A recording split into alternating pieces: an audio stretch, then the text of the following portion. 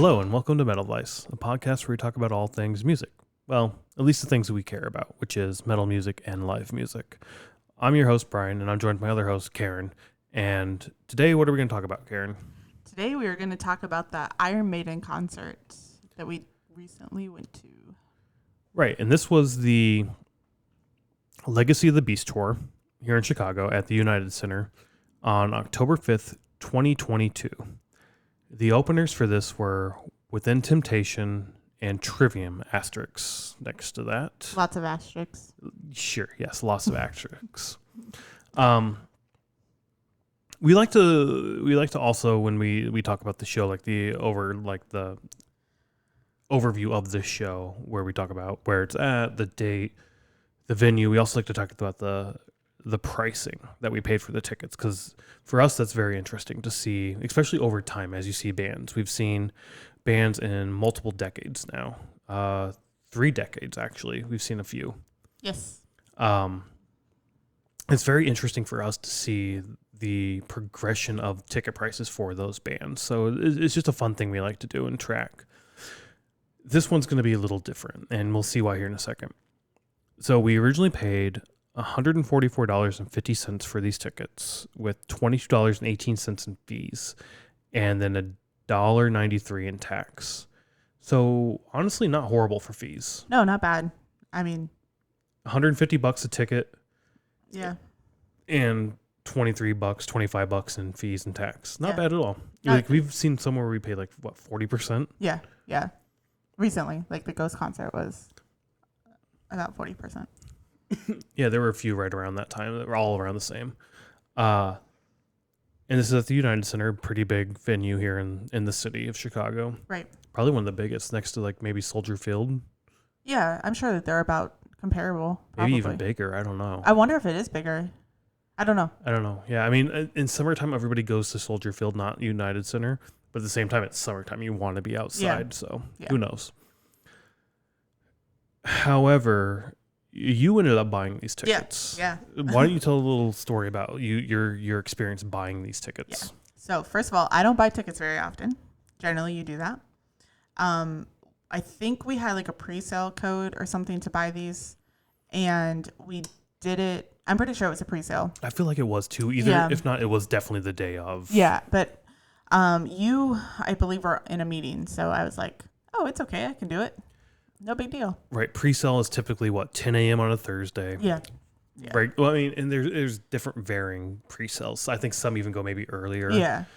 But typically the ones I've been a part of, it's 10 a.m. on the Thursday. 10 a.m. then on Friday is the general admission or general public sale. Yeah. So either way, this is 10 a.m. on a Thursday or a Friday we're buying these. And I mean, that's prime meeting time for people who work in shitty office jobs, right? Yeah. So us. Yeah. Most of America, I would say. Yeah. But so yeah, I went on the website and immediately clicked on floor, because we primarily seek shows on the floor. We've seen a few in the seats, but we enjoy the floor better.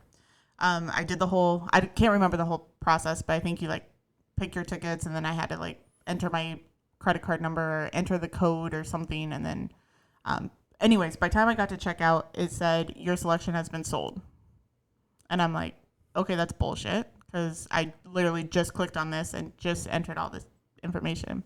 And I went back, and sure enough, I could not select floor anymore to buy a ticket. It was completely sold out. It was completely sold. Well, it was grayed out. It wouldn't let me select it. Gotcha. So I don't know if they only sold so many for that pre-sale, or I don't know what the whole situation was, but I couldn't get a ticket.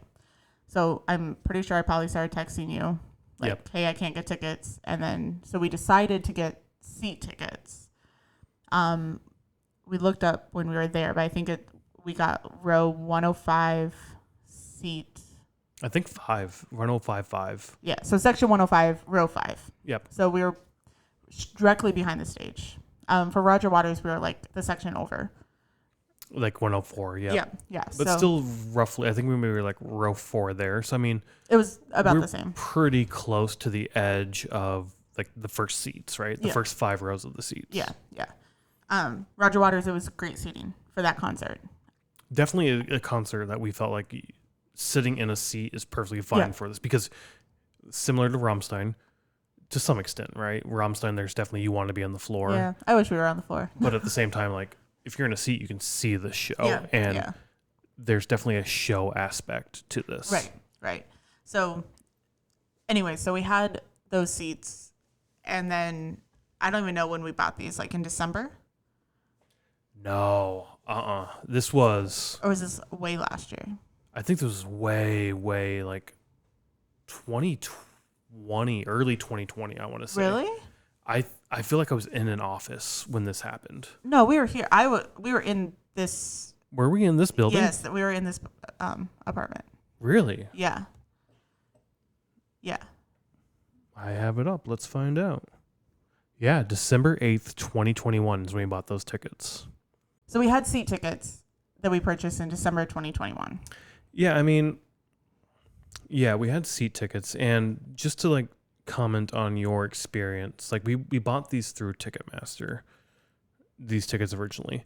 And I had a very similar experience when we were trying to buy like Rolling Stones tickets at Soldier Field, where you would select the seats you want. And it's kind of cool how I do really enjoy the UI of Ticketmaster, where you can zoom in and see the actual, they have little dots for every seat. Right. So I like that you can see like what's an aisle seat, exactly what seats you're getting. Sure. The problem is as soon as you select two seats and then move your cursor over to hit like checkout, or I want these, I had the exact same issue of your tickets have been sold. Yeah. It's like, what in the fuck is happening here? Yeah, I feel like I remember that from Rolling Stones. You're like, so I tried to buy good tickets and we couldn't get those. So now we're in the top Not row. even good tickets, like better mediocre tickets. And we ended up getting like shit fuck tickets. We're the top row, top seat, last seat. You talk about nosebleeds. This was the literal last seat you could have in the stadium. Yes. So it was a very similar experience that you had where I click these and I have them. Like you should then, the system should be smart enough, you would think, like it's a fucking computer. We live in 2022. How have we not figured out this fucking problem already? That they've been selected? Exactly. Well, and sometimes, I don't remember this happening, but sometimes you have like, oh, you've been selected. You now have 2 minutes to check out, or you have like a countdown to check out. There was a lot of shit cut out probably because we just went on some random ass tangents. I don't know what we were talking about because it was a random ass tangent. But essentially what I was trying to say is I've had that same experience where you try to go in and buy a ticket and then you think you have it, like you've selected your ticket, but somehow you haven't done the right thing to say, these are mine. And then get into that queue of being like, these are your tickets for the next 8 minutes or whatever the time countdown is. Which is very frustrating that by the time you select the tickets and it takes you to drive your cursor over to the select button, some other asshole, and I'm saying asshole because it's not a person, it's a goddamn bot more than more anything. than likely it's a bot. Or some scalper ass fucking loser trying to do this shit. And they're gone and you can't do that. So then it's like, fuck, all right, and you try to go find the next best seats. And I don't want to select the best seat for me because the algorithm is probably like the best seat is the cheapest seat up at the top because it's the cheapest seat, and they classify best as cheap, where I would classify best as floor, then maybe not even the 100 section, but 200. Yeah, I don't even consider 100 those great of a seat. I don't because you really can't see that much if you're standing. Or what you can see isn't significantly better for the price that you get for the 200 section. Right. So to me, it's floor, 200, 100, 300 is typically how I evaluate things. But then you also have the side of the stage, the back of the stage. Exactly. An angle of the stage. It will get to this because Bruce Dickens came out and he's like, I'm going to fucking hurt my neck staring at you assholes over. Like, why are you sitting over there? Yeah. And he didn't say those colorful words. It was much more pleasant. He's a Brit after all. Well, right? First of all, he's like, why did you buy those seats? I'm going to hurt my neck. Yeah. Anywho, we'll get to that. So, I mean, all that to say, yeah, we bought these tickets. They weren't the floor seats we wanted. They kind of got like sniped under you and whatnot. Yeah. It was kind of like we wanted tickets. So we just bought tickets that came up. Yeah, and it's also Iron Maiden. So it's we talked earlier in a past episode about how Megadeth are the godfathers of metal, or amongst the godfathers of metal. And that's true. I feel like that is true. Especially when you talk about thrash metal, right? They are one of the big four. So obviously, like, if you're in the big four, you are a godfather of metal. But before this, there was Iron Maiden. Before them was Iron Maiden, who were the founders. So fine, you have godfathers and you have the founding fathers. And Iron Maiden is a founding father of fucking metal. If you don't like them, if you don't care for the music, whatever, I feel like you have to respect the origin and the beginnings. And these guys are at the beginning. They are the ones that laid the foundation for the thing we love so much. And it has spanned so many generations, so many subgenres of metal. You can trace your roots from almost anything back to one of the founding fathers. And Iron fucking Maiden is one of those fathers, right? And we've never seen them. Right. I couldn't believe we hadn't seen them yet. And they're old as fuck. When did they cut? Like, when was the last time they were in the U.S.? I don't know the last time, but like they did a few Ozfests back when we were in high school. Okay. I know there was one Ozfest around the mid 2000s. I want to say 2005, 4, or 6, one of those years. And like the Ozfest that year was fucking insane, and they were one of the headliners. And I didn't go. We didn't go. We didn't have friends who like. That was when Ozfest didn't go to like every town, or they came to a lot of towns. They were like a big summer festival that traveled, but it was nowhere near Central Iowa, outside of maybe Chicago. Well, yeah, but even getting to Chicago when you're 17 isn't the easiest thing. 17 working at Burger King, right? Yeah, right. I should say that. Yeah, we were making $5.15 an hour. So it's buy your ticket, buy your hotel, buy your gas. Well. Neither one of us had a car that would make it. There's that too, right? Like from Central Iowa to Chicago without breaking down. Right. And it's okay. If I gather all those funds, all those resources for myself, I now want to go with somebody else. Right. And now it's my friends need to do the exact same thing, who are in the exact same situation I am. Right. And it just became like almost impossible to some extent. There are people out there who did it, and I applaud them for doing it, and I wish we would have been in that sort of group that do it. And there are still people that do it to this day for all the summer festivals. Well, not even festivals, just going to a regular concert. Like, people have to do... You have to make sacrifices. Yeah, you have to, like, decide, am I going to spend a quarter of my paycheck to go see this concert? Yeah. I mean, we've been in that situation. Someday we might be back in that situation. Who knows? Right. I mean, right now we're pretty fortunate that we are able to see all these shows. That's very true. Which is why I think we try to see as many shows as possible right now. Yes. Make up for all that last time and, try to get everything in. Yeah. And I mean, that's why we didn't see them in the past. Yeah.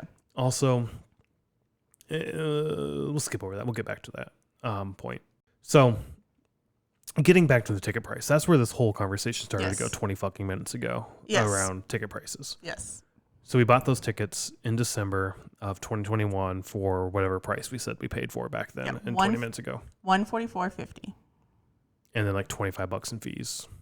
Yes. We were disappointed we weren't seeing them on the floor. Right. But we're like, fuck it, we're in the seats. We'll just be happy to be there. We'll be able to say we saw Iron Maiden. And time went on. It's fine. We're not going to be on the floor, the place we want to be. We'll see Iron Maiden. Time went on. And by time, like weeks, months, or a couple months, not much. Anywho. Yeah, like 5 months. Yeah, and again, like, fuck. We have to see them in the seats, for real. And every now and then we'd look at the secondary prices, because once again, it's like sold fucking out. Instantly sold out.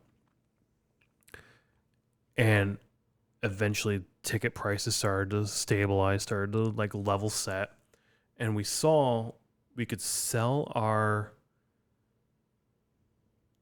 seat tickets for a small profit, a very, very small profit. Where do you see the profit at? All right, so let's talk about that. We sold our seat tickets for $320 or $160 each. Yep. So when you think about that, $160 is less than $144 plus $25. Exactly. And selling them on secondary market, the company we sold them through takes money off of that. So we lost money doing this. We did lose some money, yes, but not a whole lot of money, right? No. We maybe lost $20 a ticket, you think? Oh, probably more than that because already. So we bought them at $320 for the 2 tickets for 2 floor. Or sorry. We sold them for $320 total for our 2 seat tickets, so $160 each. Yeah, and then probably figure 30%. Yeah, I don't know what they're gonna take or what they take out of it. That's the other thing. We haven't got our money back. Like you sold them, and it's like you don't get your money back until 7 days after the concert. Right. So we don't even. I mean, right now it's 1 day post concert, so we don't even have our money. Right. So I bet we get like $140 to $130 a ticket. Yeah, I'm guessing $130 a ticket. So we end up losing $25. $25. Yeah, after the fees. $40. Yeah. Yeah. Yeah. So about $40-$50 a ticket. Oh yeah, that is. Wow. Yeah. Okay, this isn't sounding too good. It's not. And then once we sold our tickets, because we wanted to sell our tickets first before buying floor tickets. Yeah. But we were able to sell our tickets for $160 each before the shitheads took their top end profit off of it. And shitheads equal Ticketmaster. Ticketmaster, Live Nation, shithead people. Yeah, this is Ticketmaster. Yeah. Well, I mean, we sold ours through StubHub. No, we bought them through StubHub. We bought them through StubHub. Yeah. Not much better. Also kind of shitheads. Yeah, especially when you talk about that fee price that we paid. Right. So, yes. This is a very dramatic for talking about ticket pricing. Well, it's kind of bullshit that we had to do this, right? Yeah. Like we wanted floor tickets, but shithead scalpers who are in the same business as the shithead secondary and monopoly ticket seller fucktards. Like I fucking hate these people so much. I know. Okay. So we bought GA. Once we sold the tickets, we bought the floor tickets. $145 a ticket. Cool. We sold our seat tickets for more than for $160. Right. What, like we're making $15 on that, not including what we originally paid for them. Yeah, don't talk about all that. So math, right? And then, but also there's $39.11 on fees. Yeah, that's ridiculous. Which is more than we paid in fees for the original. 50 cent less tickets. We paid $144.50 for the original tickets, and we bought floor tickets for $145, 50 cents more, but $39, $17 extra in fees than we originally paid. So we lost almost $50 per ticket selling them, which, granted, we could have been those people that are like, oh, we're going to sell them for double what we paid, but honestly, we just want to buy floor tickets, so we aren't those scalpers, and we never have been. If we do sell tickets, we sell them for the price that everybody else is selling. We're not trying to make money on this. We're trying to recoup our costs. So we can buy more tickets. Yes. Yeah. And if we do sell them for a higher price, all that money goes back into tickets. The next 2 shows. Yeah. That we want to go to. Yeah. And we're only selling tickets that we can't, like, we wanted to go to this show. We can't go. Somebody fucking died, and now we have to go to a funeral, and we can't go to the show. Yeah. Or we bought tickets for our friends, and then they moved to Texas. So we have nobody to go with, so let's sell these tickets so they don't go to waste. Exactly. Yeah. Yeah. I mean. We've done that a few times where we've bought tickets hoping that people would go with us. They don't go. Oh, yeah, 100%. Yeah. It's outrageous to me that the max you can buy is 8 tickets. How many, like, there are people, very sociable people, who have 8 friends. I have, like, fucking 4 friends at most. Like, I have like 2. Why do you think 8 is the common number here? Clearly it's for scalpers, right? Like, I think so, yeah. This whole industry is catered to shitheads making money because they're shitheads. Yeah. I mean, I know that you can call the venue and tell them, hey, I need 15 tickets or whatever. Can you really? Yeah, you can. It's the same with, like, Disney. You can only make reservations for 8 people, but then you call and then they can do whatever you need. Assuming they haven't sold out, though. So yeah, 100%. Yeah, I'm not saying like it's a sold out show and now all of a sudden you need to make reservations. But I mean, or not reservations. You need to buy tickets. Sorry, I'm in Disney mind.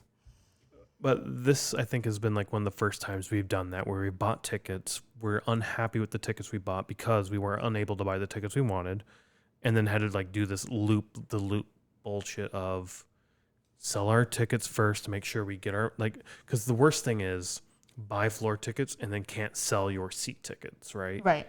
So now you're out, instead of being out $50, you're out $400, right? Because you have those floor tickets you bought plus the seat tickets. Yeah. But we're out like $70 some with these tickets. Yeah. So but anyways, let's get off the ticket thing. All that to say, like, that's the whole journey of our getting tickets to this event. Yep. Thanks for listening for 30 minutes. Yeah. We appreciate it. Thank you. If you're still here, in 2 more stories, we'll get to the actual concert. Yeah, it's going to be a little bit. It's a very shitty lead up to what I would say was a very phenomenal concert. So, spoilers, I guess, for all those people who want. If you think spoiler Iron alerts. Maiden's not an awesome concert. Yeah, I mean, we didn't know, we assumed, but yeah. So, night of the show. One of our pre-show traditions, especially for shows in Chicago, especially big shows in Chicago, not all shows, but for the biggest shows and when we can make it, most shows. Yeah, so every single Avatar concert at House of Blues. Right. That's a big show. We love that band. One of our traditions and is to go to one of our absolute favorite restaurants in the city, and that is Kuma's. Kuma's Corner is what it's actually called. Sure, Kuma's Corner. I just call it Kuma's, as I assume most people do. I don't know, but yeah, Kuma's Corner. They've got 2 locations in the city proper, at least one burb now. They had more in the past, and Indiana, and they've had, in varying, like Denver used to have one too, apparently. But the point is, like, and they had one in Diversey, which was my absolute favorite. Kuma's. The address was 666 Diversey. Right. It wasn't on a corner. Nope. But it was 666. Like, how is that not fucking metal as fuck, yeah. right? And they called it Kuma's 2. Kuma's, and I think it was the second one. Kuma's TOO. Like, yep. Yeah, like Kuma's also. So, and that one shut down a while ago. Yeah. And that was right around the same time the West Loop location opened, or a little after. So West Loop opened, and then it was a little while later they shut down. And I always felt like, and I don't know, I haven't talked to anyone, I always felt like the ownership and management chose West Loop, because West Loop's a very kind of bougie area, definitely like a young Instagram type people. Like, if you want to go take pictures of your food and shit, that's where you go. There's a lot of amazing restaurants also. Republican's there, Girl and the Goat. Is that the name of the restaurant? It's not Republican, it's just Publican. It's not, I thought I said that. You said Republican. Oh, Publican. Yeah, Publican. Yes. Green Street Meats. Like, there's so much quality food. It's known as like the foodie area. Yeah. Right. Well, like what's that? Fulton District. Yeah, Fulton Market or whatever is like where all these restaurants are. Yeah.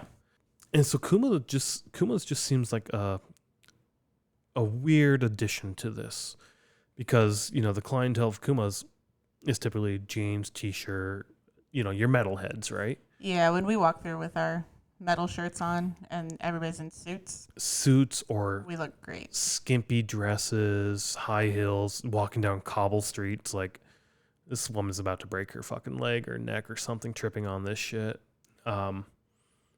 It seems out of place. And I always felt that was a weird location for Kuma's to be. And I felt like management chose to prioritize that location over Kuma's 2. And it really frustrated me then when Kuma's 2 closed. Now, just to say, you have no verification. This is just your Oh, feelings. 100% no. This Okay. is my take from a loyal customer to Kuma's to just all of a sudden closing. And for the most part, on the weekends, it was definitely packed every time we Oh went there. yeah, yeah. We waited a long time sometimes. Monday through Friday, maybe not so much. I went in a couple times for lunch when I was like working from home because we used to live up that way. And it was dead. I was the only fucking person in there, right? On like a lunch hour. So I could see them saying business was shitty on weekdays. Then toward the end, they also did, we're not going to be open Monday, Tuesday, Wednesdays. We're only open Thursday, Friday, Saturdays. 4 p.m. to midnight or whatever it was. Yeah, on Yeah. Thursday. Yeah, exactly. So I could see that as a rationale. And honestly, that's probably what the actual explanation was. But I felt personally hurt when they closed that down because to me, that was the best location. The name was awesome. Kuma's 666. I didn't even call it Kuma's 2. It was Kuma's 666. Yeah. The food was always so much superior than Yeah, any other it was location. really good. Their chef there was really good. I'm saying chef. I don't know if they were really a chef or Yeah. a cook, but it was always superb. And the wait staff was awesome. Like, Top notch. they Always. obviously knew us, or a couple of them knew us because one time I think we went 4 times in 7 days. Yeah, and we even left like a 20% tip plus a box of Thin Mints one time because Yeah. there were the Girl Scouts and the waitress said something like, "Oh my god, I want Thin Mints." Yeah. So I've always felt I've always looked down on West Loop Kumas, and now we live pretty close to West Loop, like closest to West Loop than we have ever lived. So this is the Kumas we always go to now. The only two, like I said, in the city now are the original Kumas Corner up in Belmont, and West Loop. I wouldn't say we live close to West Loop. We live convenient to West Loop because of the Because of Green this Line. public transit. Yeah, Right. That's yeah. fair. That's definitely fair. And we've had mixed experiences there. Like I said, so the reason I loved Kuma's from the beginning was not only was it a metal themed bar, but Metallica, my favorite band, had a sandwich on there. And so with the sandwiches, you can change out the protein and all of that. And one of the proteins you get is chicken tenders instead of like a burger patty.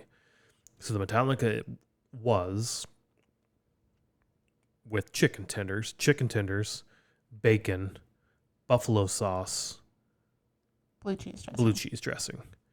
And when we first found Kuma's 2, that was the only buffalo chicken sandwich I had found in the city, and I had been craving that forever since moving to from Iowa.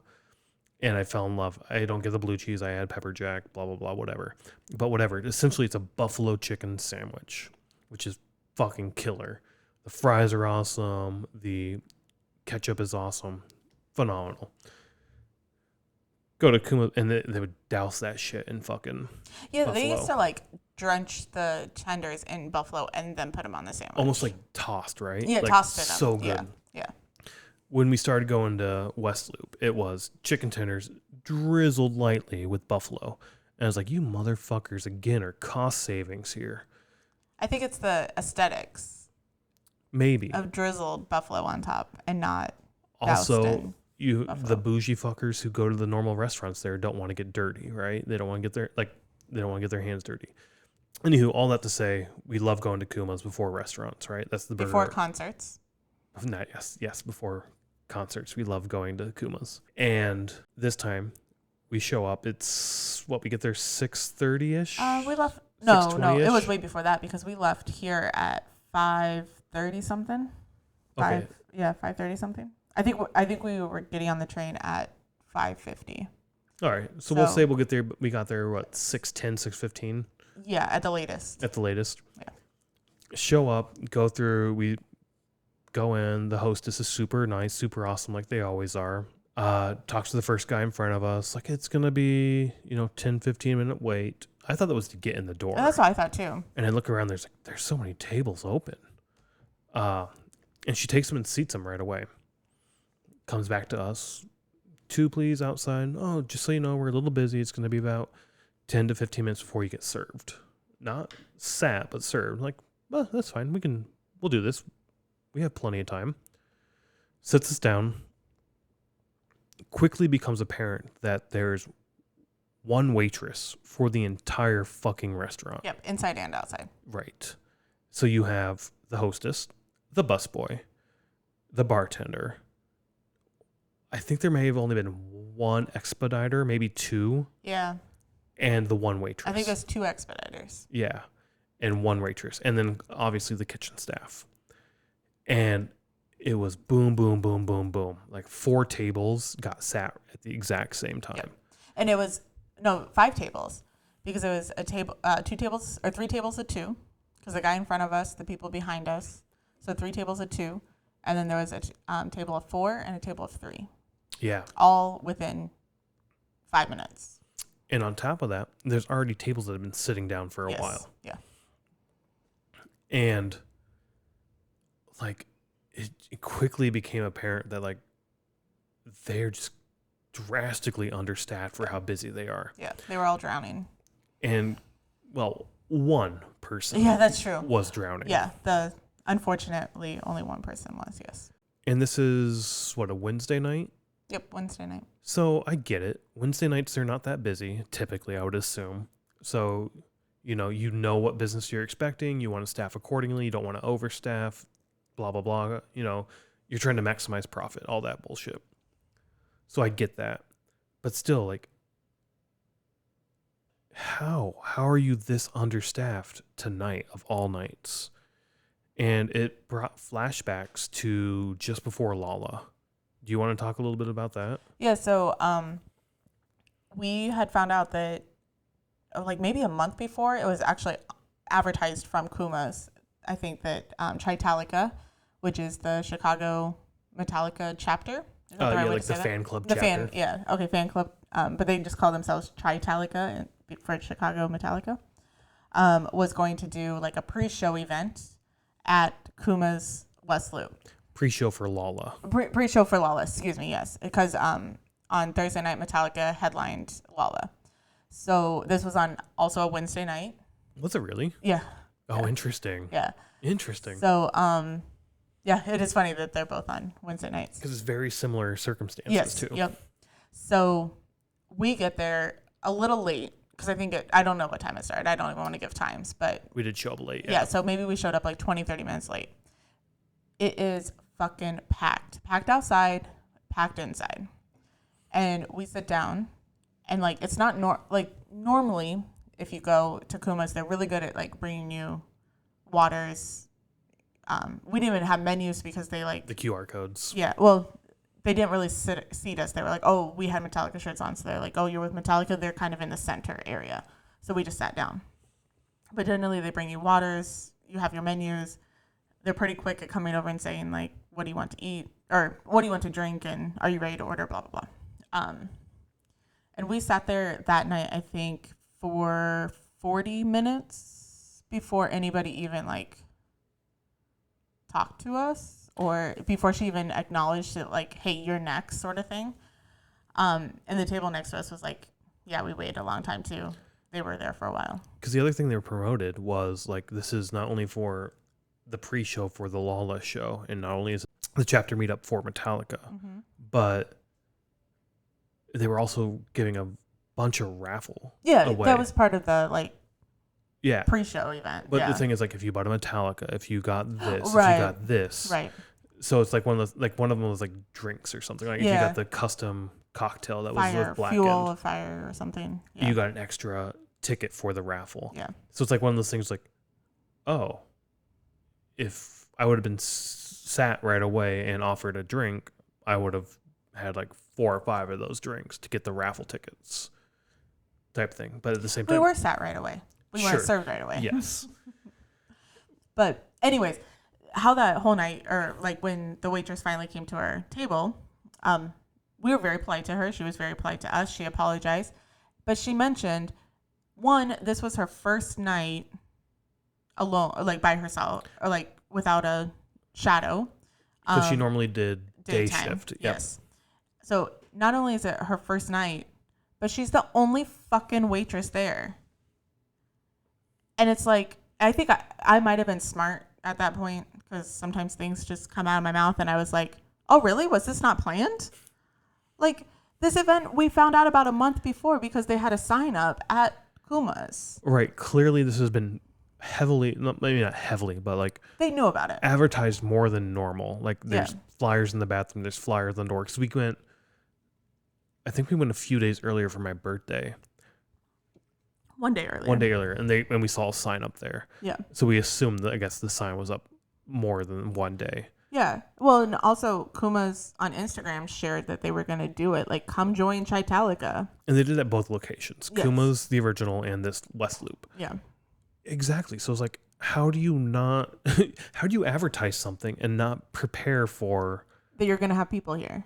Right. Like, and it wasn't just Chitalica. I mean, we were in the middle, but outside was just normal people, regular patrons that just wanted fucking dinner. Like, they didn't come for the Chitalica thing. Right. Which was the exact same thing that happened last night for Iron Maiden, right? Yeah. I hope you say what the waitress said. It's on here. We'll get to that. Well, let's get to it because we've been talking for an hour, 45 minutes, and we haven't even got to the concert. So, like I said, it's going to be a big build-up, a shitty build-up for a great concert. And yeah, like, put our order in, never got my drinks, had to go to the bar to get that, blah, blah, blah, bitch about that all you want. Slow to get out, slow to service, like, bottlenecks all over the place. Yeah. One server. And you had mentioned this a little before about as soon as we can get our bill so we can pay so we can leave right away. Yeah. And I like to get a drink when I first sit down and then get another drink when my food comes. And clearly that wasn't going to happen tonight. And the table next to us was a guy and two of his friends. And the woman that was there with him was like, she walked by, she's like, hey, when you get a sec, could we get our bill while we wait for it? Because she came out and was like, your food's coming right out. I'm sorry, it's going to be right out. And she was like, yeah, that's fine and all, but can we get our check as soon as possible? Because he's got a concert to go to. He's wearing like an Iron Maiden shirt, right? And then I piped up and I was like, could we do the same thing, please? Because at that time we were fearing that our food got lost. Yeah, we honestly didn't think our order ever got in because you never got your beer and nobody was coming out and people were getting food around us. Yeah. And I was just like, when she came out and took our order, she had like 8 pieces. Yes. She did like 8 tables around us. Yeah. So it's like, it's easy to lose one slip of paper. Yeah. Or get it messed up or something. Yeah. Right. So that was just adding to the frustration. But then she's like, yeah, I'll 1 second, I'll go ahead and take care of that as soon as they're done. And I think they said something like, you're really busy tonight. Or you're the only one. Or something along those lines. But from what I remember her quote being is, yeah, we had no idea about the show. Like, referring to the Iron Maiden show. And it's like, how in the fucking world did you not know? Right. A, you're a goddamn metal-themed bar. Iron Maiden is metal. B, you have a fucking Iron Maiden on your fucking menu. The biggest fucking thing, right? Like, one of your key sandwiches is Iron goddamn fucking Maiden. Yeah. So clearly you like Iron goddamn Maiden. And you're one L line stop away from the venue. The venue, right. Like, we could not believe when, like, I think we both laughed maybe or shook our heads or something when we heard that. Because I'm just like, how do you fucking not know you're going to be busy before the goddamn concert? Okay, like, we don't run a restaurant. We've worked in restaurants, but we haven't ran a restaurant. But I would think if you're a restaurant that's that themed, you would be looking for every single metal show coming. Promote that. Yes. Like they did with Chitalica and Metallica. Like, have a promotion. Except for have more waitresses there. Promote it, but don't fucking staff up. Yeah, like have the wait staff and have so that your patrons get served. But like, you would think that they would monopolize on this and be like, Iron Maiden's coming. Hey, if you buy an Iron Maiden, you get a free beer. Or I didn't even fucking think about that because they even sell like the Iron Maiden beer. Yeah, they could. Yeah, like the Iron Maiden special, like the show special for that's like what for $20 you get a beer and a burger, and the burger's normally $20. Like, fucking how is the? I didn't even fucking think of that. Like, yeah, Jesus fucking Christ. And you can't tell me nobody at that restaurant knew that Iron Maiden wasn't coming. Oh, no, I clearly believe nobody had a fucking clue what was going on. I think it's... Because clearly if they gave a shit about fucking Iron Maiden, they would have, like, staffed up for this shit. This is my favorite restaurant. We haven't even... And we've talked a lot. They fucking changed my favorite burger by throwing goddamn fucking onion rings on it. Yeah. And they bring it out to us after we were sitting there thinking, they brought my food out, not They yours. They did. They only brought your food. And he was like, oh, Metallica? And I'm like, yeah, but that's not a Metallica. Yeah, that's not a Metallica because it's one of these fucking string cheese motherfucking things on there. And also... String onions. Whatever. Also, we ordered 2 fucking meals. Yeah. I think he asked, like, are you sharing that? And I think I banged on the table. I'm like, no, I ordered food. And then he's like, oh, wait, no, that's coming out. It's up right now. It's like then why are you asking what I'm... Right. So, first of all, we're really, really nice people when we go to restaurants. We're never the people who are complaining about anything. We never even, like, the time before this that we went, our food took fucking forever as well. I think they messed up something. They ended up discounting us. We were like, you don't have to discount us. Like, it's fine. Like, we were having a great night. We had no show to go to, so it was fine. And we're sympathetic. We've worked in these positions. Yes. We know what they're going through. Like 100%.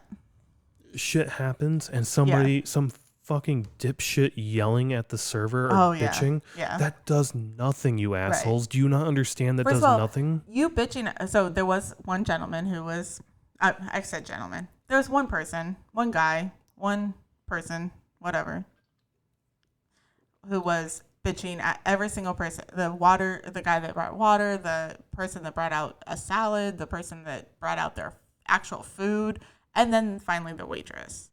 And every single person had a earful about how unacceptable this is.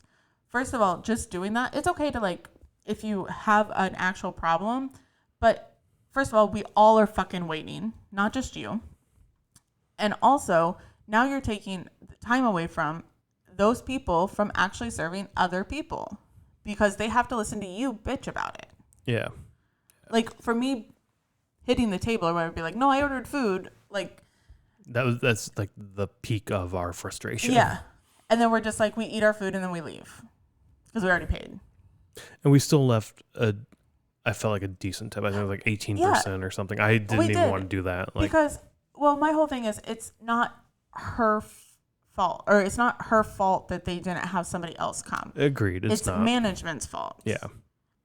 That they didn't have more people. And even if somebody called in or didn't show up or something, get on the fucking phone or get your ass here and work yourself.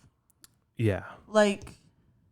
Exactly. And I mean, I don't know. There's a lot of things that could have went better. And like I said, this is hands down my favorite restaurant in this city, right? And this city is known for amazing food. This is not amazing food by any means. This isn't winning a fucking Michelin star. It's a burger with soggy French fries. Yeah, but it tastes so fucking good. And it's the food I like. It's the food I care about. But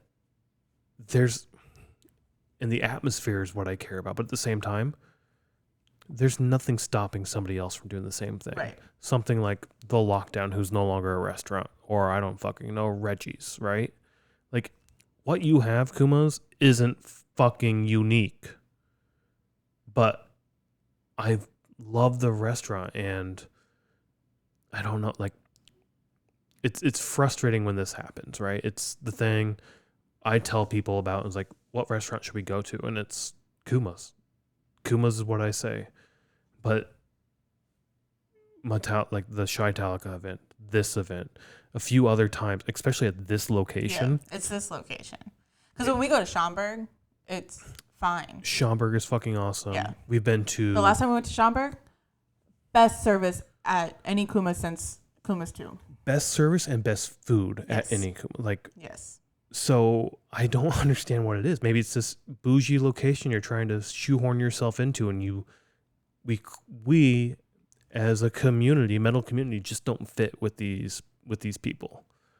I mean, yes, we're on Stranger Things. Yay us. We're not fucking mainstream yet, and I don't know. Yeah. It frustrates me so much, and we're so convenient to it. This is the most convenient we've been to a Kumas since Kumas 2. Yes. And I mean, all this to say, we showed up, what did we say, like 6:15ish? Yeah. We left at 7:45. 7:45. Yeah. An hour and a half later, one drink, 2 meals. Yep. Later. I left half my food there so we could leave. I think you left your half your food there. Yeah. So we could leave. What time did the fucking concert start? 7:30. We left 15 minutes into the fucking concert to see this. We knew we weren't getting in there at doors. Like, we accepted that. Right. But we also thought we would be there before 7:30. We show up like maybe. Well, yeah, because it's what, like 10 minutes from, like the Uber ride was what, like 10 minutes? The Uber ride was 10 minutes. It's an 18-minute trip if you take public transit. Yeah. Like, we should have been there, right? Yeah. And I think that added to our frustration as well is we left 15 minutes after the show started. And was like, fuck this shit. Like, I think we got our food about 7:25. Yeah. And I knew, I mean, you're a slow eater. And I was like, it's going to be 30 minutes before we even finish our food. Granted, we didn't finish our food. We just left. But. Yeah, I mean, so then we while we're waiting for our fucking food to show up and my fucking drink to show up that I had to go get myself, and even the bartender's like, oh, I didn't even know that was put in. Like, whatever. We made peace with we're going to miss the opener. So we're missing Within Temptation. Not a band we've ever heard of, or at least I haven't never heard of. No, I haven't. We love openers because that's how we find out about so much great music. I would say not all, but 80 to 90% of the music that we love, especially this last year, came from openers, I would say. New music, yeah. And that's how you find out about it, right? We've talked about this in the past, that in high school, it was that communication with your friends group and whatnot. And now it's just, you go to the concert and you learn about new music. So we made peace with, we're going to miss Within Temptation. We're not going to learn about them. But it was okay. We expected to see Trivium. We're going to see Trivium here in a week or so when they're here at Chicago doing their own headlining tour. But we I would say I love Trivium. They're so good. Honestly, I enjoy Trivium a lot.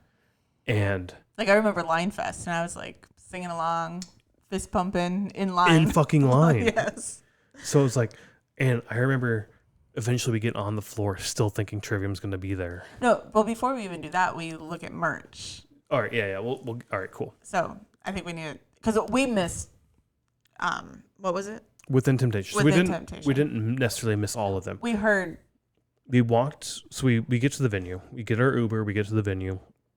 Go up to the front door, the first door that we see that we can go into.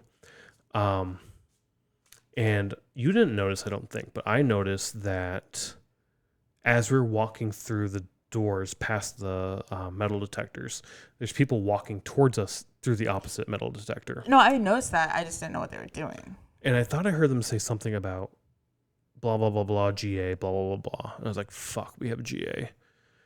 So I was like, whatever, we're going to go. There was no line. We went through the metal detector. I get up to the guy and it's like, pull up my ticket and put it in front of him to like scan. And I was like, so I can get to GA from here, right? And he like, not even scans it. He like quickly pulls it back. He's like, I'm sorry, you can't go to the GA from here. I was like, oh, where do I have to go? Because there was no signs or anything, right?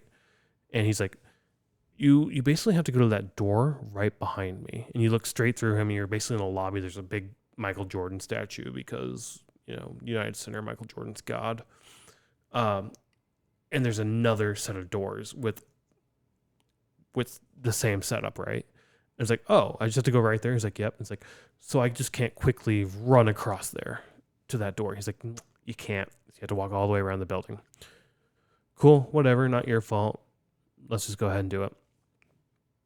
Go out, follow it. More people are following us because they did the exact same thing.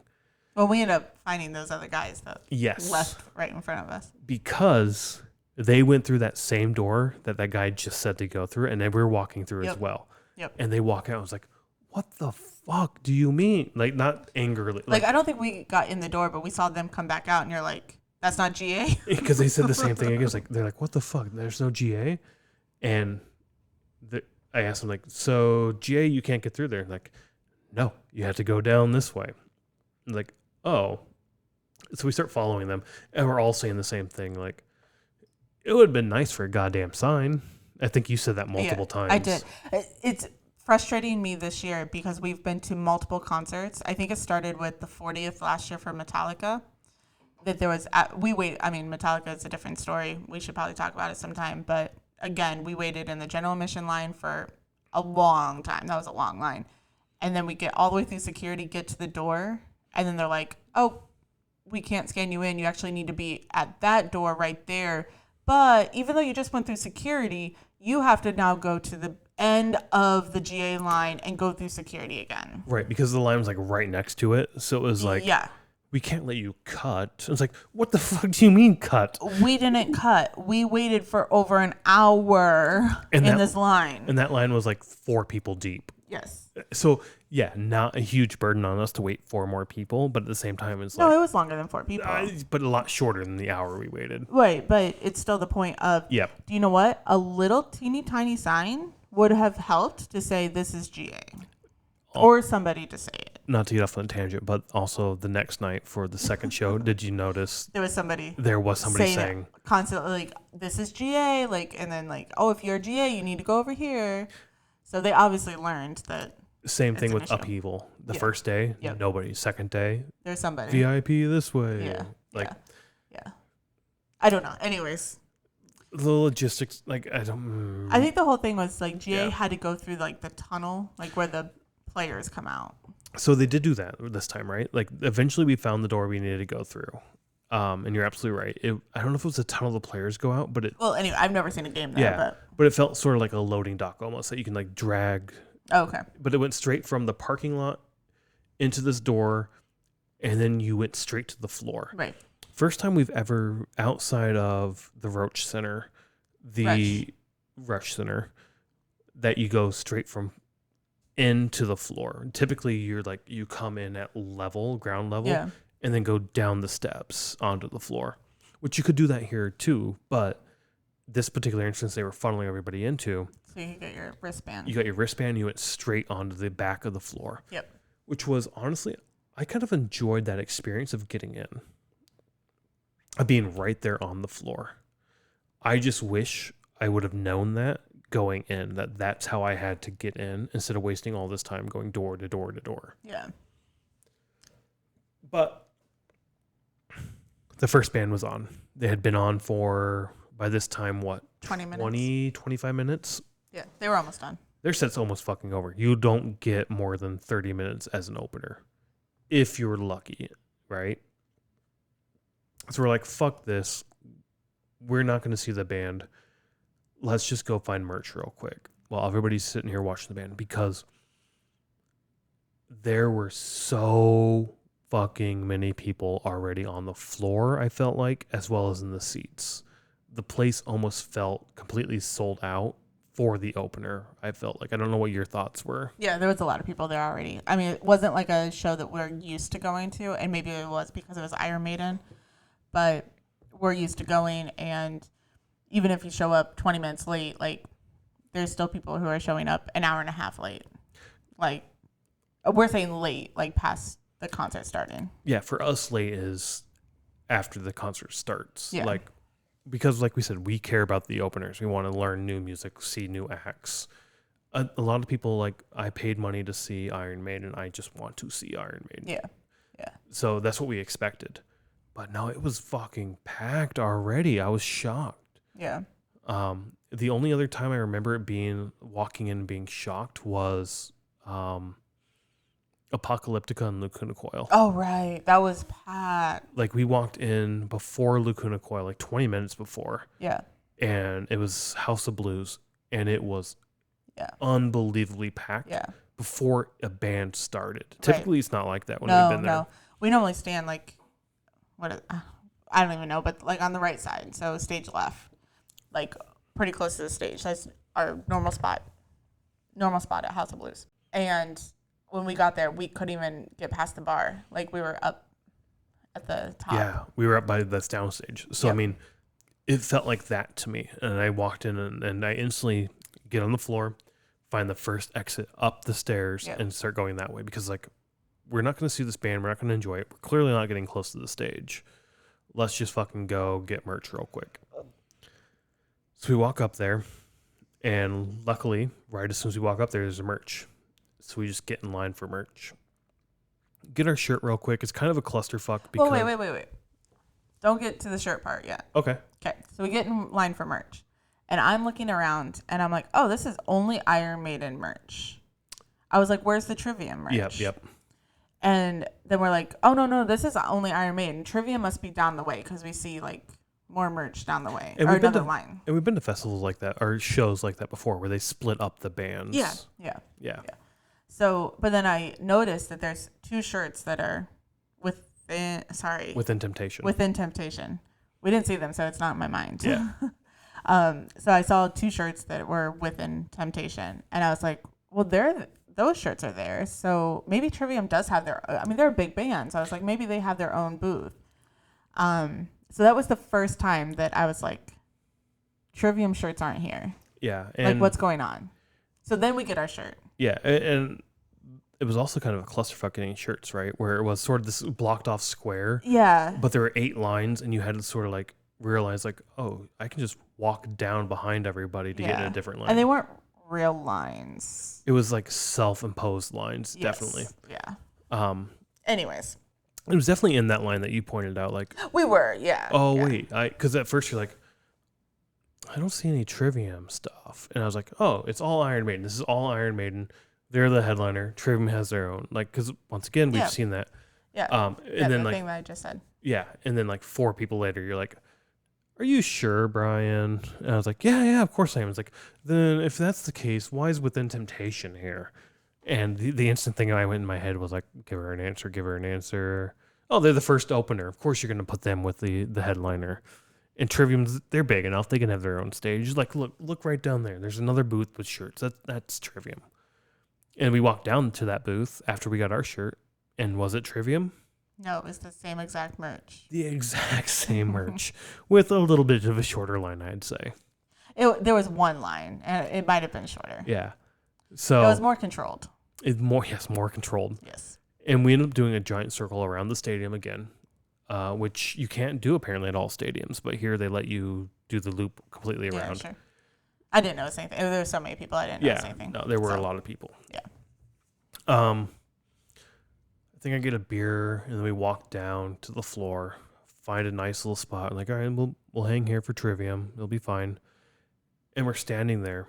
Well, you wanted to keep walking, and I was like, we need to get down there because it's almost 8:30, and Trivium's going to go on at 8:30 because Within Temptation started at 7:30. They did the stage setup, and I was like, they're going to go on at 8:30, and then Iron Maiden's going to go on at 9:30. Like, I just had this figured out. Yep. So I was like, we need to get down there. And we get down there and get our spots, and we just sort of like hang out. I'm looking around, and I noticed the crowd is a lot older. Not necessarily that I would expect, but at the same time, like, we've been to Metallica shows, and the crowd there is also old. Like, these are people growing up on the music and loving the music, and they're like, fuck it, let's go see them again. Let's relive our young age. Like, let's not only relive our youth, but like, this music is still fucking awesome. Let's go see a great show tonight. And I remember standing there looking around like, Trivium does the Slipknot spit it out, get on your knees thing. I'm not far behind these people, but let's see how these geriatrics fucks do getting on their knees. What are you going to be like when you're geriatric? Oh, I'm going to be just as bad, right? You already are. You can't do it. I can't move without like bones popping and cracking, right? But it made me smile and think like, oh, these people are in for a treat tonight, and I can't wait until I'm their age and the new youth band comes up with their loud, energetic, youthful music and just try to get me to do like body movements, like raise your hand. Like I can't raise my I can hand. barely pick my nose. I have to like move my head down. Like it made me smile to think about like not only these people doing that, but me in 20 years coming back and doing exactly what these guys are, living my youth, living this best, like my music, but then being exposed to the children's, the youth music, like these youth, they ain't not knowing what music is like. Like it brought so much joy in my heart with that thought. Well, I think while you were having your joy, I was having a realization That there was no fucking trivia. that there was no fuck. I started scouring, and I found like the Iron Maiden website, and it was like, oh, special guest within Temptation. And then like I think then I texted you because we were like not wanting, or we couldn't like talk or whatever, and I was like, I don't think Trivium's gonna be here. And then we start just looking and looking, and then we're like, well, they're touring, but they don't have a tour date for the 5th. Right, because Their tour started, I think, on the 2nd. yes, on the 2nd. So they did like 2, 4, and 6 were their shows in October. Yeah. So clearly nothing in the 4th. They're coming back to Chicago on the 12th. And I swear to fucking God, when we bought these tickets, it was Trivium was going to be there. Yeah. I don't remember any asterisks whatsoever. Right. And I was so excited. It's like, I fucking love Trivium. Iron Maiden I've never seen. I like their music a lot.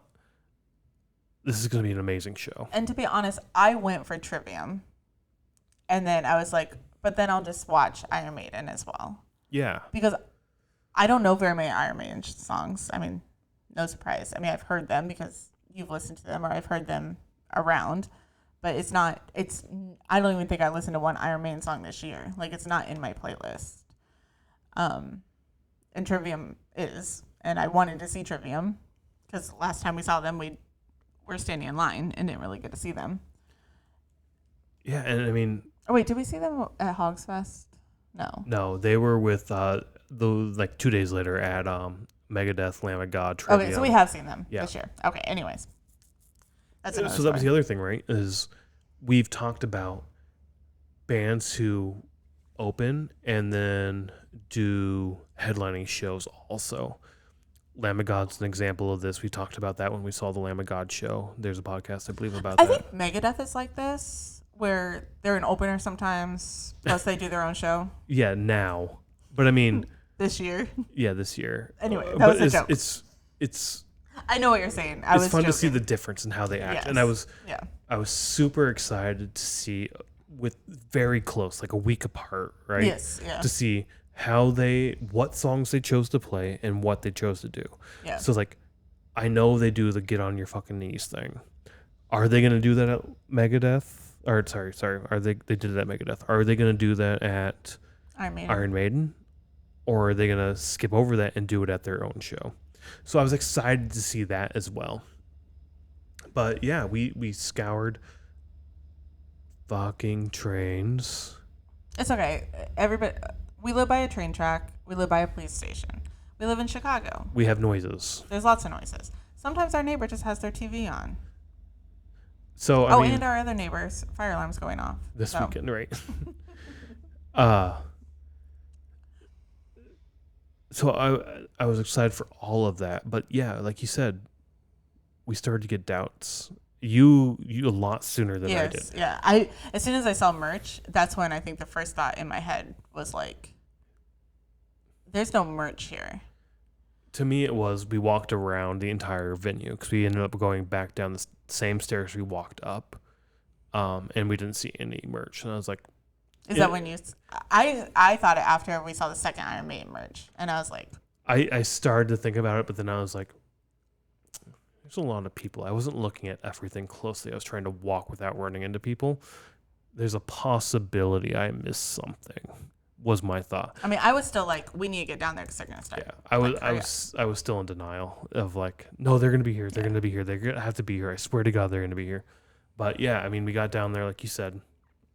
You were more skeptical than I was, and we started looking at the Trivium, and I was like, no, see, they don't have a show tonight, so therefore they're going to be here.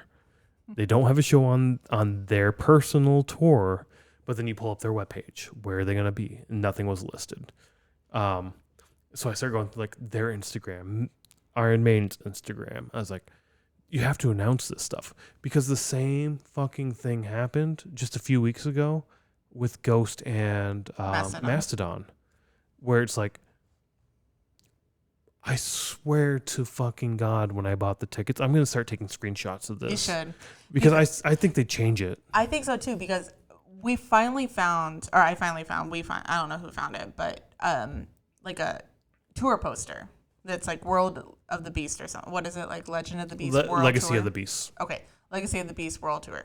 And then at the bottom, it says it has both Within Temptation and Trivium. With special guests, yeah. And then it just has like a little star, like special guests. So how I read that is every show is going to have Within Temptation and Trivium, because it says with special guests. And then just like with, and then asterisks. Yeah. It's because typically it's the asterisk next to the band or a cross or whatever symbol they want to use. Yeah. Like we were talking about it, like I think possibly the Ghost one came up that it was like that. And then you mentioned during Lamb of God that we recently saw. It's just weird that these are all coming like all at once. But with Lamb of God, you were like, well, I don't like that either, because they had like 15 different bands. I liked how Lamb of God did it, though, because they actually said, like, if you're seeing a show between this date and this date, you're seeing this person. This date and this date, you're seeing this person. There was no, oh, you may see this person, or you have to look at the little key to see what you're seeing. I mean, yes, I did like how Lamb of God did that, where it's like everything was spelled out. I didn't like how it was kind of cryptic, of like I have to hunt and peck what I'm going to see at what show, and I have to do the work to be like, here's the 3 bands I care about. Let's find the corresponding show where these 3 bands are. But at the same time, those 3 bands may never be on the same bill. Yeah. Because of how things work. I know. Like it is frustrating. I don't know. Like I never paid attention, I don't think, this much. But I don't remember tours being this way. I don't either. And where it's like the same people aren't touring together for the entire tour. And a part of me is either it's the tours are longer than they had been in the past. I don't know if that's true. I think I feel like they're shorter. I do too. I feel like they're like 30 days or 60 days, where I feel like they used to tour all year. Right. I think they're like breaking up where it's like Knotfest did this, and I feel like Knotfest did it in a good way this year, where it was Knotfest Part 1, Knotfest Part 2, or Leg 1, Leg 2, where it was Leg 1 is boom, A and B. 2 is X and Y. And it was always A and B and X and Y on those legs, right? Where this is, you have Leg 1, 1A, 2, 3, 4, 4A, 5. You know, like you have different categories. But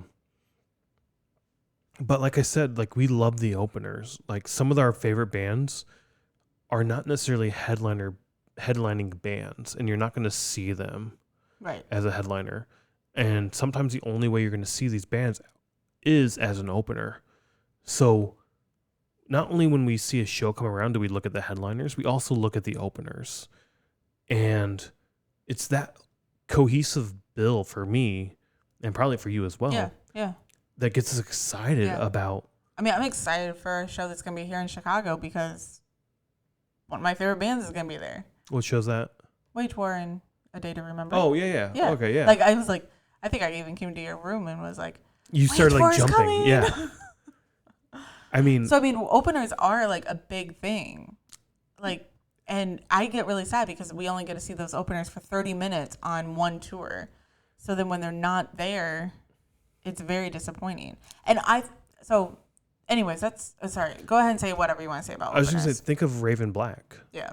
That's another example, right? Where it's like, that's one of your favorite bands as well. And not saying that their music's not good. I love their music. They're just not at the opening quality or opening point in their musical career yet. What do you mean? I don't think they necessarily have the catalog to support an opening to be an opening act. Oh, okay. But I mean, they open all the time. sorry. Headlining act. Oh, okay. Headlining. Okay. Sorry, that's what I meant to say. Headlining. Okay. I was like, we've only seen them as an opener. Yes, headlining. So- Sorry. As an opener, they're fucking amazing. Yeah. Their music is awesome. Their Yeah. performance is fucking outstanding. We love to see these amazing people. And that's another show, right? Static X. They were supposed to be there during COVID. That got canceled. That show got moved. But now that show got moved, they're not going to be there. Not But saying we weren't going to see them anyways because they were done like March 30th, and our tickets were in April. So yeah. Either way, it was another one of those where like, oh, if you see them before this date, you're going to see these people. If you see them after this date, you're seeing these people. But the whole point I was trying to make is like we buy tickets for shows not only for the headliners but also for the openers. Yeah. And when it feels to us the last couple of times that the openers just blatantly dropped because of scheduling conflicts or whatnot. Well, that's what both of them seem like, the Ghost and the Iron Maiden. Iron Maiden, yeah, both those tours. It seems like when the bill was put together, there wasn't this other conflict. Like Ghost, we believe, was Mastodon got an opportunity to go to Louder Than Life. Good for them. Great. Like, I'm glad that they went to Louder Than Life. But I think that scheduling conflict caused them to not be at one of their shows. So then we saw Carcass.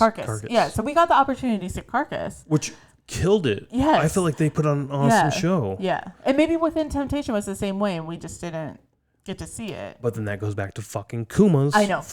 We don't need to rehash that 45 minutes.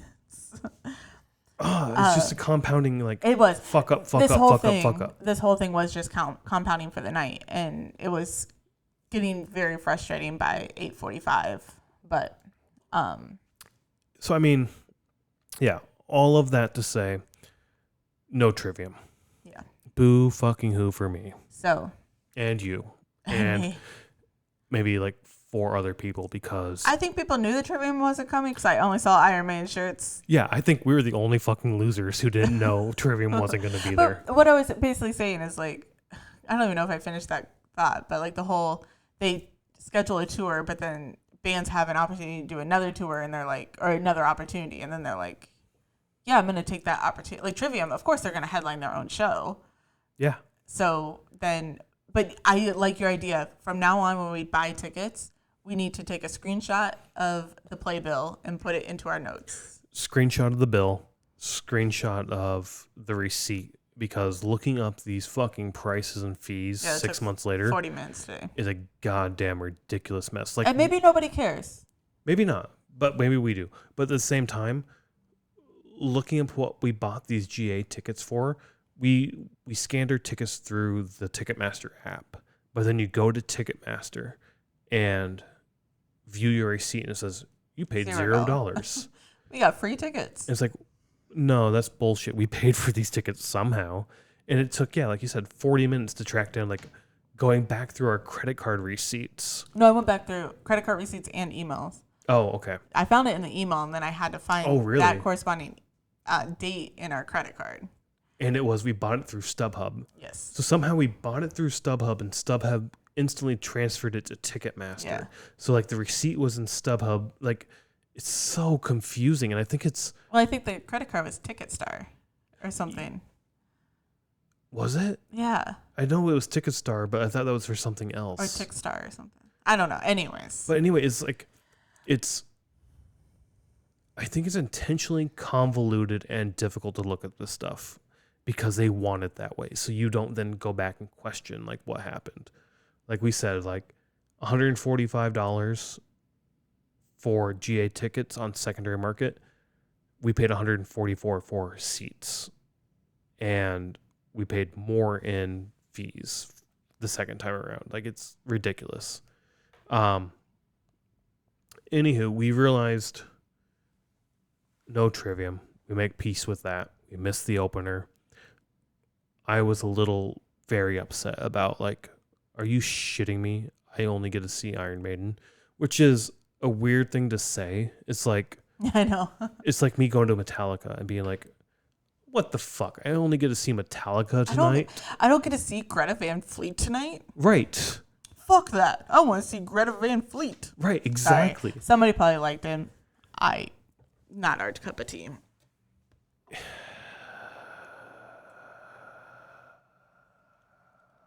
Yeah, that's a whole different thing. Yeah. But the point being that we're not used to going to shows and only seeing one band. exactly. Unless the last time I think we did that was when we bought Disturbed's Evolution tour. I guess the 40th for Metallica as well. Well, no, but there was the DJ. You did have DJ Lord come out, but at the same time, like, I had no anticipation of any opener whatsoever. I was just there for Metallica. And like you said, Disturbed, it was the release party. We're there for Disturbed. Right. We're there for this one once in a lifetime event. To me, Legacy of the Beast, I mean, I don't know. Maybe it is a once in a lifetime event. But at the same time, I was like, it's not that. Like, those are special shows. This being I Could Die Tomorrow isn't necessarily a special show. Yeah.